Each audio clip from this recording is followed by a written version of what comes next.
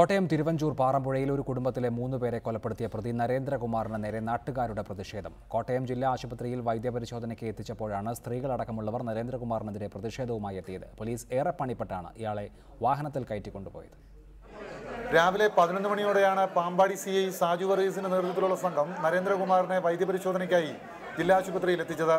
Forensic പരിശോധനയ്ക്കായി ഇയാളുടെ നഖം, മുടി എന്നിവയും ശേഖരിക്കണമായിരുന്നു. സായുധ പോലീസ് അകമ്പടിയോടെയായിരുന്നു ഇയാളെ ആശുപത്രിയിൽ എത്തിച്ചത്. പ്രതിയെ കൊണ്ടുവന്നതറിഞ്ഞ് രോഗികളും കൂട്ടിരിപ്പുകാരും നാട്ടുകാരും അടക്കം 100 കണക്കിന് പേർ ആശുപത്രിയിലെത്തി.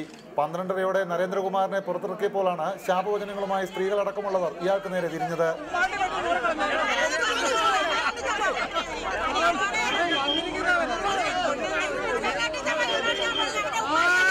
പോലീസ് ഏറെ പണിപ്പെട്ടാണ് ഇവരെ നീക്കിയത്. നരേന്ദ്രകുമാറിന് നേരെ കല്ലേറുണ്ടാവുമെന്ന വിവരത്തിന്റെ അടിസ്ഥാനത്തിൽ അവിടെവിടെയായി കൂടെ നിന്നിരുന്ന ചെറുപ്പക്കാരെ പോലീസ് നേരത്തെ തന്നെ ഓടിച്ചിരുന്നു. കൊല നടന്ന വീട്ടിൽ തെളിവെടുപ്പ് നടത്തുക എന്നതാണ് പോലീസിനെ സംബന്ധിച്ചിടത്തോളം ഏറെ വെല്ലുവിളി. ഇയാളെ പാറമ്പുഴയിൽ എത്തിച്ചാൽ സംഘർഷത്തിന് സാധ്യതയുണ്ടെന്ന് സ്പെഷ്യൽ ബ്രാഞ്ച് റിപ്പോർട്ടുണ്ട്. റിപ്പോർട്ടർ, കോട്ടയം.